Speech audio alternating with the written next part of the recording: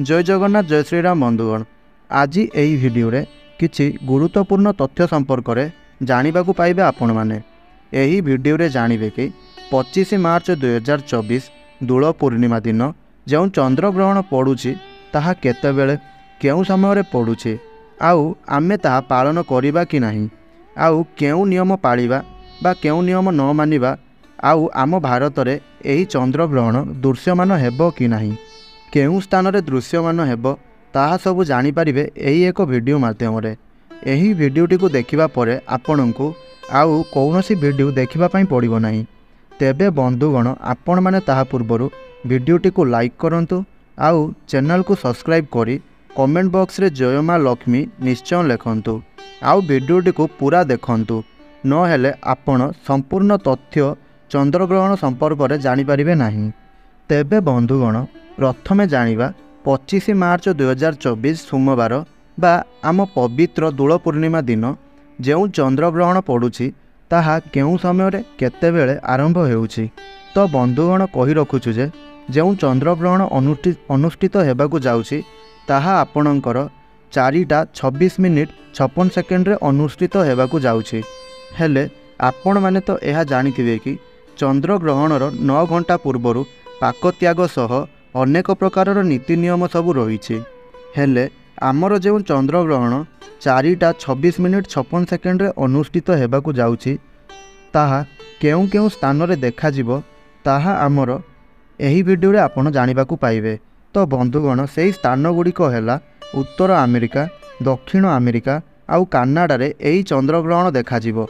आउ आमर अनेक भाई भौणी माने कमेंट बॉक्स रे पचारि दिले जे यह भारत रे देखा जिवो कि नाही।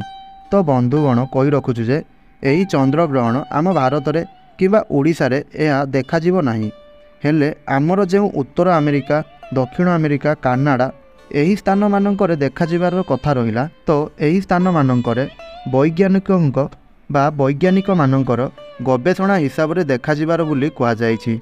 हेले ज्योतिष शास्त्र अनुसार बा ज्योतिषविद मानक अनुसार एही चंद्रग्रहणर उपछाया बा जो चंद्रग्रहणर उपछाया पृथ्वी रे पड़िबो जाहाकू पालन करा जाय नाही। जो चंद्रग्रहण पृथ्वी रे दृश्यमान होइताए ताहाकू पालन करा जाय। तेबे बंधुगण एही जो 25 मार्च 2024 सोमवार दिन चंद्रग्रहणटी पड़ुछि ताहा द्वारा आपणकर कौनसी प्रकार भी क्षति हेबाकू जाउ नाही, कारण ताहार उपछाया पृथ्वी रे पड़ुथिबा कारणरू एहाकू पालन करा जिवो नाही। तेणु यह पालन हेबो कि नाही ताहाकू नेई जहा किछि द्वंद्व बा भावना रहिछि ताहा आपणक मनरू दूर करंतु। आउ बंधुगण कथा रहिला आपण दूल पूर्णिमा रे एही जो चंद्रग्रहण पालन हेबो कि नाही बा आपण माने पालन करिवे कि नाही। आउ जो चंद्रग्रहणर 9 घंटा पूर्वरु पाक त्यागर नियम सबू रही ताहा मध्य आपणकर पालन हेबो कि नाही।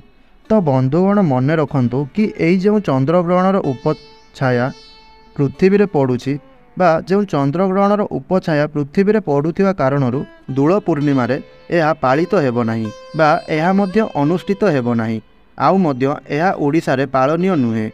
आउ मध्य आपण एही दिन भोजन इत्यादि करि परिबे आउ भगवानक नाम मध्य जप करि परिबे। तो बंधुगण एहा थिला चंद्रग्रहण को नहीं संपूर्ण तथ्य।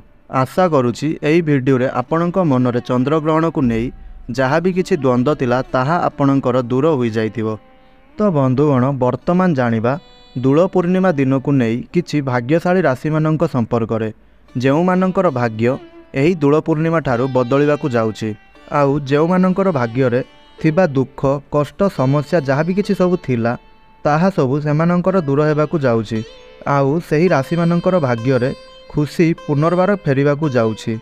आउ जहाँ भी किछि कष्ट समस्या सेमानंकर जीवन रे थिला ताहा एही दूल पूर्णिमा ठारू दूर हेबाकू जाउछि। आउ कौनसी अजଣା स्रोतरू सेमानंकर भाग्य रे धन लाभ हेबार बा धन सेमानंकर गृह को आसीबार जुग मध्य सृष्टि हेउछि। आउ जदि सेही व्यक्ति मानंकर कौनसी शत्रु बा व्यापार वाणिज्य रे किछि असुविधा आउ जॉब को नहीं कौनसी प्रकार भी चिंता थिला ताहा मध्य एबे दूर हेबाकू जाउछि बा एही दूल पूर्णिमा ठारू सेमानंकर एही भली किछि समस्या दूर हेबाकू जाउछि।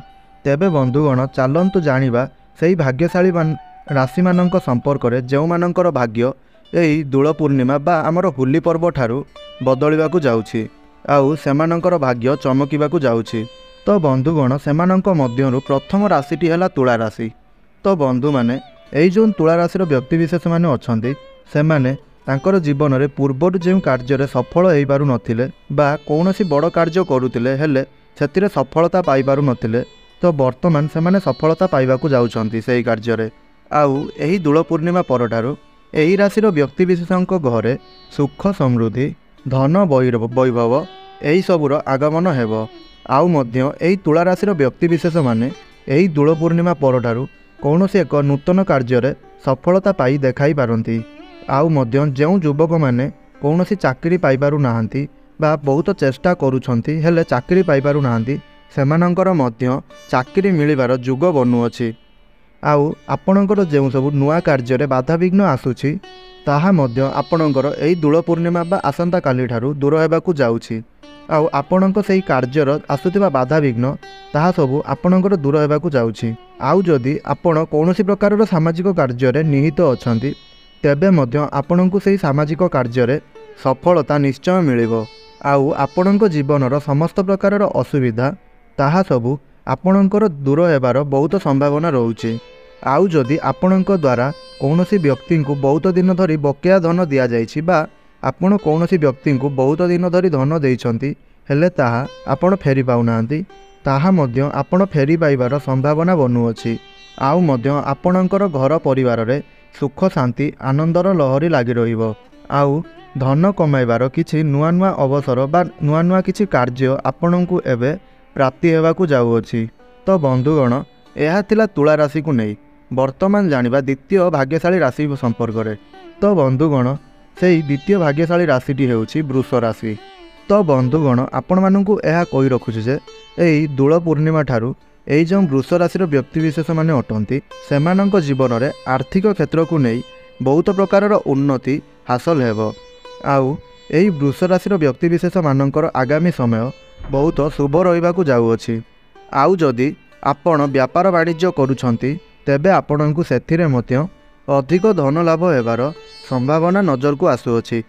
ଆଉ ଆପଣଙ୍କର ଏହି ସମୟରେ କୌଣସି ସ୍ଥାନକୁ ଦୂରଯାତ୍ରା ଆପଣଙ୍କର ଲାଭପ୍ରଦ ସିଦ୍ଧ ହେବ। ଆଉ ଆପଣଙ୍କ ଜୀବନରେ ଥିବା ସମସ୍ତ ଦୁଃଖ କଷ୍ଟ ସମସ୍ୟାର ଦୂର ହେବାକୁ ଯାଉଅଛି। ଚାକିରି କରୁଥିବା ବ୍ୟକ୍ତିବିଶେଷମାନଙ୍କ ପାଇଁ ଏହି ସମୟ ସବୁଠାରୁ ଅଧିକ ଶୁଭ ଏବଂ ମୂଲ୍ୟବାନ ରହିବାକୁ ଯାଉଅଛି। ଏହି ରାଶିର ବ୍ୟକ୍ତିବିଶେଷମାନଙ୍କର ଘରେ ଅଧିକ ମାତ୍ରାରେ ଖୁସିର ବର୍ଷା ହେବ। ଆଉ ଆପଣଙ୍କର ପ୍ରେମ ଲାଇଫରେ ମଧ୍ୟ ଖୁସିର ମାହୋଲ ଲାଗି ରହିବ। ତ ବନ୍ଧୁଗଣ, ଏହା ଥିଲା ଦ୍ୱିତୀୟ ଭାଗ୍ୟଶାଳୀ ରାଶି ବିଷୟରେ। ତ ବର୍ତ୍ତମାନ ଜାଣିବା ତୃତୀୟ ରାଶି ସମ୍ପର୍କରେ। ତ ତୃତୀୟ ରାଶିଟି ହେଲା ସିଂହ ରାଶି।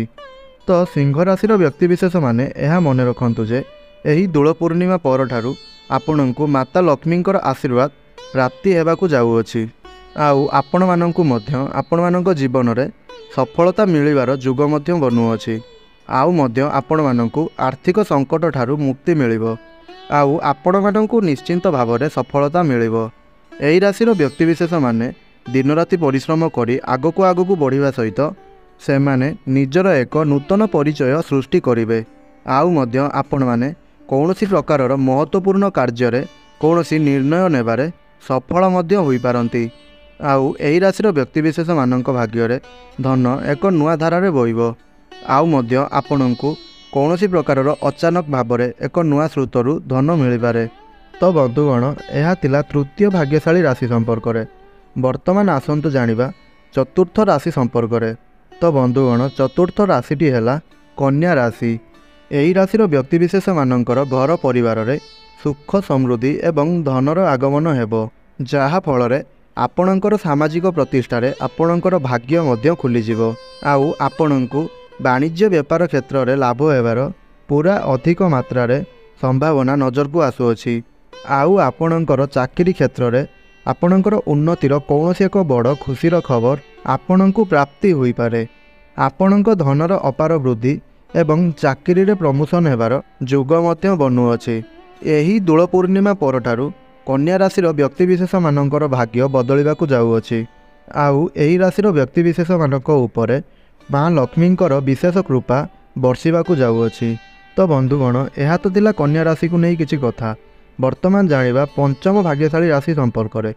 ତ ବନ୍ଧୁଗଣ, ପଞ୍ଚମ ଭାଗ୍ୟଶାଳୀ ରାଶିଟି ହେଉଛି ମକର ରାଶି। ତ ବନ୍ଧୁଗଣ, ଏହି ରାଶିର ବ୍ୟକ୍ତିବିଶେଷମାନଙ୍କୁ ମା ଲକ୍ଷ୍ମୀଙ୍କ କୃପାରୁ ଆପଣଙ୍କ ଜୀବନରେ ସମସ୍ତ ପ୍ରକାରର ଭୌତିକ ଏବଂ ସାଂସାରିକ ଖୁସି ଆସିବାକୁ ଯାଉଅଛି। ଏହି ଦୋଳ ପୂର୍ଣ୍ଣିମା ବା ଚନ୍ଦ୍ରଗ୍ରହଣ ଠାରୁ ଆପଣମାନେ କଠିନରୁ କଠିନ ସବୁ କାର୍ଯ୍ୟକୁ ଅତି ସହଜରେ କରି ଆପଣ ଆଗକୁ ବଢ଼ି ଚାଲିବେ। ଆଉ ଯେଉଁ ବ୍ୟକ୍ତିମାନେ ପରିଶ୍ରମ ଏବଂ ଶ୍ରମିକ କାର୍ଯ୍ୟ କରୁଛନ୍ତି ବା ଦିନ ମଜୁରିଆ ଭାବରେ କାମ କରୁଛନ୍ତି, ସେଇମାନେ ଏହି ଦୋଳ ପୂର୍ଣ୍ଣିମା ଠାରୁ ମା ଲକ୍ଷ୍ମୀଙ୍କ କୃପାରୁ ସେମାନଙ୍କୁ ଧନପ୍ରାପ୍ତି ହେବାକୁ ଯାଉଛି। ଯାହାଫଳରେ ଆପଣମାନେ ଆପଣଙ୍କ ପରିବାରର ସଦସ୍ୟମାନଙ୍କ ପାଇଁ ଏହି ଦୋଳ ପୂର୍ଣ୍ଣିମାରେ କିଛି ନୂଆ ନୂଆ ଜିନିଷ କିଣିବାକୁ ଯାଉଛନ୍ତି। ଆଉ ସେମାନଙ୍କ ମଧ୍ୟରେ ଖୁସି ଆଣିବାକୁ ଯାଉଛନ୍ତି। ଆଉ ଆପଣଙ୍କ ପରିବାରରେ ଏବେ ଖୁସିର ମାହୋଲ ଲାଗି ରହିବ। ଆଉ ଆପଣଙ୍କର ଘରେ କୌଣସି ପ୍ରକାରର ମାଙ୍ଗଳିକ କାର୍ଯ୍ୟର ଆୟୋଜନ ମଧ୍ୟ ହୋଇପାରେ। ଆଉ ଆଗାମୀ ସମୟ ଆପଣମାନଙ୍କ ପାଇଁ ବହୁତ ଅଧିକ ଭଲ ଦେଖାଯାଉଛି। ତ ବନ୍ଧୁଗଣ, ଏହା ତ ଥିଲା ମକର ରାଶିକୁ ନେଇ କିଛି କଥା। ତ ବନ୍ଧୁଗଣ, ଏହି ଦୋଳ ପୂର୍ଣ୍ଣିମାରେ ଏହି 5ଟି ରାଶିଙ୍କର ଭାଗ୍ୟ ଚମକିବାକୁ ଯାଉଛି। ଯଦି ଆପଣମାନଙ୍କର ଏହି ରାଶି ମଧ୍ୟରୁ କୌଣସି ଗୋଟିଏ ରାଶି ହୋଇଥାଏ, ତେବେ ଆପଣମାନେ କମେଣ୍ଟ ବକ୍ସରେ ସଚ୍ଚା ହୃଦୟରୁ ଜୟ ମା ଲକ୍ଷ୍ମୀ ଏବଂ ଆପଣଙ୍କର କେଉଁ ରାଶି ତାହା ନିଶ୍ଚୟ ଲେଖନ୍ତୁ। ଆଉ ଭିଡ଼ିଓଟିକୁ ଗୋଟେ ଲାଇକ୍ କରନ୍ତୁ। ଆଉ ଏହି ଭିଡ଼ିଓଟିକୁ ଆପଣ ଆପଣଙ୍କର ସାଙ୍ଗସାଥି ଆଉ ଆପଣଙ୍କର ପରିବାର ସଦସ୍ୟମାନଙ୍କ ମଧ୍ୟରେ ନିଶ୍ଚୟ ସେୟାର କରନ୍ତୁ। ଯାହାଫଳରେ ଯଦି ସେମାନଙ୍କ ମନରେ ଏହି ଚନ୍ଦ୍ରଗ୍ରହଣକୁ ନେଇ କିଛି ବି ଦ୍ୱନ୍ଦ୍ୱ ଥାଏ, ତାହା ସେମାନେ ଦୂର କରିପାରିବେ। ଆଉ ଏହି ଭାଗ୍ୟଶାଳୀ ରାଶିମାନଙ୍କ ମଧ୍ୟରେ ସେମାନଙ୍କର ରାଶି ଅଛି କି ନାହିଁ ତାହା ମଧ୍ୟ ସେମାନେ ଜାଣିପାରିବେ। ତ ବନ୍ଧୁଗଣ, ଯଦି ଆପଣ ଆମର ଏହି ଭିଡ଼ିଓଟିକୁ ପ୍ରଥମ ଥର ପାଇଁ ଦେଖୁଛନ୍ତି, ତେବେ ଆମର ଏହି ଚ୍ୟାନେଲଟିକୁ ତେବେ ଆପଣମାନେ ଆମର ଏହି ଚ୍ୟାନେଲଟିକୁ ସବସ୍କ୍ରାଇବ୍ କରନ୍ତୁ। ଆଉ ପାଖରେ ଆସୁଥିବା ବେଲ୍ର ଆଇକନ୍କୁ ପ୍ରେସ୍ କରି ଅଲ୍ରେ ସିଲେକ୍ଟ କରନ୍ତୁ। ଯାହାଫଳରେ ଆମେ ଅପଲୋଡ଼ କରୁଥିବା ପ୍ରତ୍ୟେକ ଭିଡ଼ିଓ ଆପଣଙ୍କ ପାଖରେ ପ୍ରତିଦିନ ପହଞ୍ଚି ପାରିବ। ତ ଏହି ଭିଡ଼ିଓଟିକୁ ଶେଷ ଯାଏଁ ଦେଖିଥିବାରୁ ଆପଣମାନଙ୍କୁ ଧନ୍ୟବାଦ। ଜୟ ଜଗନ୍ନାଥ, ଜୟ ଶ୍ରୀରାମ।